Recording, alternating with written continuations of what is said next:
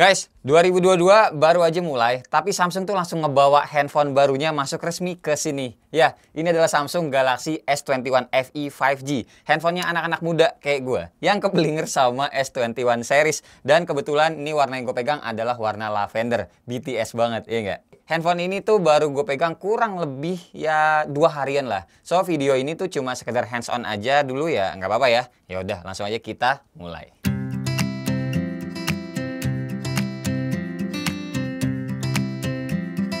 Hai semua, gua Wasa. Handphonenya ini sebenarnya tuh udah launching tahun lalu, cuma emang baru dimasukin secara resmi sama Samsung Indonesia sekarang-sekarang. Hasil ngobrol gue sama teman-teman Samsung, biasalah ya, soal FE atau Fan Edition ini tuh lebih ditargetkan untuk kalangan anak-anak muda yang tetap pengen punya varian S21 series dengan harga yang relatif lebih terjangkau, serta warna-warna yang lebih ekspresif. Boxnya juga kita dapat tipis begini, yang artinya teman-teman udah pasti tahu lah ya, isinya tuh standar aja tanpa adanya kepala charger. Tapi yang gue lebih kagetnya, ini tuh nggak dapat anti gores langsung di handphonenya. Padahal di S21 sama di S21 Ultra ini tuh kita masih dikasih ya. Jadi buat teman-teman yang beli handphone ini, sekalian aja nanti juga jajan anti goresnya, selain case yang emang nggak dapet juga. Pertama, megang handphone ini tuh berasa enteng, beratnya cuma sekitar 176 graman aja.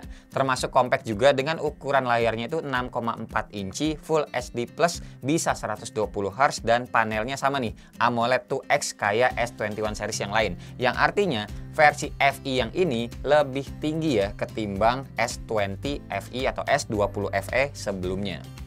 Materialnya sama, polikarbonat di bagian belakang, tapi tetap bisa wireless charge 15 watt, pakai kabel fast charging 25 watt, dan punya sertifikat IP68 juga. Nah, bagian belakangnya yang kelihatan beda sama S21 series yang lain ada di bagian frame kameranya. Kalau yang lain, kesannya itu frame kameranya itu ngambil dari frame handphonenya. Sedangkan yang FE ini cuma kayak cembungan dari bodi belakangnya aja. Cuma ya tetap aja bentuk frame kameranya menyerupai S21 series yang lain. Buat yang penasaran, ini handphone tuh aslinya lebih gede daripada S21 aja. Jadi kalau teman-teman punya case S21, nggak bisa dipakein di S21 FE 5G ini. Speakernya stereo, lantang atas dan bawah, nggak cempreng. Prosesornya juga sama, pakai Exynos 2100 dengan skor Antutu 646 ribuan dan skor Geekbench 5-nya segini untuk single ataupun multicore-nya. Unit yang gue pegang ini RAM-nya 8GB, storage-nya 128GB. Ada juga yang 256GB dengan RAM-nya yang sama. Software-nya udah One UI 4.0 berbasis Android 12 atau Android 12. Up to date banget pokoknya. Pas pertama nyalain ada 37 aplikasi yang minta diupdate dengan pemakaian storage awalnya itu sekitar 26GB. Baterai 4500 mAh, gue belum cek SOT-nya, tapi buat ngecasnya makan waktu sejam 15 menitan dari 4% sampai full. Gue ngecas pakai casan 65 watt gun yang biasanya gue pakai.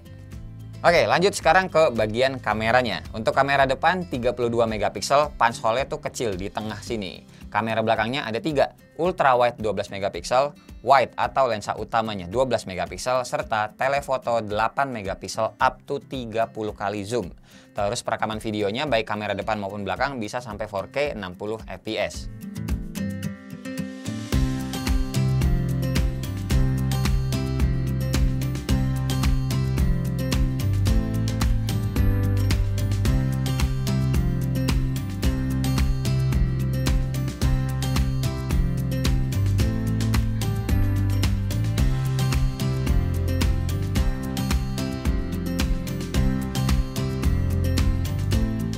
Oke, ini adalah contoh video kamera belakangnya 1080p 30 fps.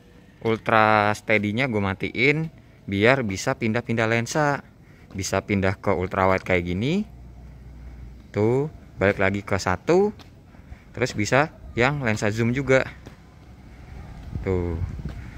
Nah, kalau kita aktifin yang ultra steady-nya, bisa pindah lensanya itu ke ultra wide aja.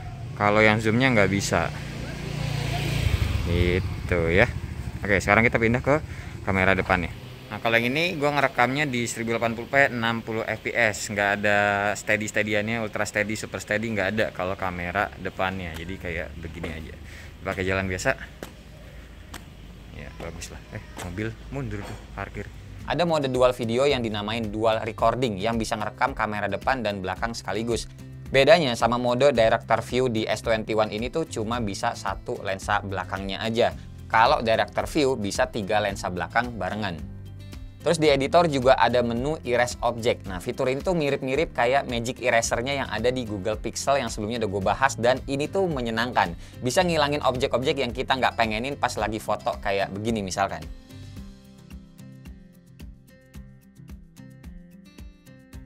Dan ya udah sih, paling segini aja dulu ya video unboxing sama ya bisa dibilang mini review lah dari gua. Belum bisa cobain banyak-banyak dulu soalnya ini handphone beneran baru nyampe ke tempat gua itu semalam sih, tanggal 2. Terus cobain sama syuting hari ini itu tanggal 3. Sedangkan besoknya atau ini teman-teman sekarang lagi lihat tanggal 4 Januari itu udah mesti tayang ya. Tapi kesimpulan di awal yang bisa gua ambil dari handphone ini tuh paling berasa worth it-nya karena selain up to date softwarenya, jaringannya juga udah 5G. Beda sama S20 atau S20 FE sebelumnya yang belum 5G dengan harga yang bisa dibilang lebih terjangkau ya kalau perbandingannya sama-sama S21 series yang lain.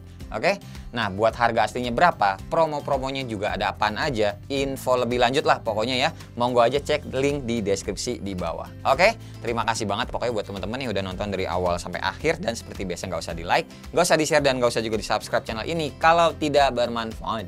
Tapi kalau bermanfaat ya silahkan share juga dengan teman-teman, siapa tahu nambah pahala. Sampai ketemu di video selanjutnya. Bye-bye. Cheers.